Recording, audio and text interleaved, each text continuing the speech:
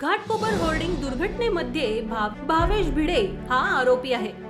त्याच्यावर बलात्काराचा गुन्हा दाखल असल्याचीही माहिती मिळतीये. भिडेंविरुद्ध 2 महिन्यांपूर्वी मुलुंड पोलीस स्टेशनमध्ये 376 चा गुन्हा दाखल करण्यात आला होता. 376 चा गुन्हा दाखल असतानाही त्याने अटकपूर्व जामीन घेतल्याची माहिती मिळतीये. भिडेवर 2 महिन्यांपूर्वी हा गुन्हा दाखल झाला होता.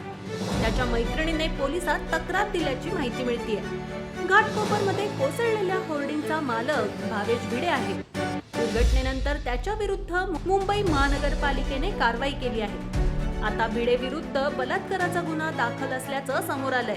घटनेनंतर भावेश भिडे फरार आहे. त्याच्या विरुद्ध या प्रकरणी सदोष मनुष्यवधाचा गुन्हा दाखल करण्यात आलाय. इगो मीडिया प्रायव्हेट लिमिटेड या कंपनीचा भावेश भिडे मालक आहे. त्याच कंपनीनं होर्डिंग घाटकोपरमध्ये लावलं होतं. होर्डिंग पडल्यानंतर पोलिसांनी भिडे विरुद्ध गुन्हा दाखल केलाय. त्याचं घर मुलुंड येथे असल्याची माहिती मिळतीये. घटनेनंतर त्याचा फोन देखील बंद आहे.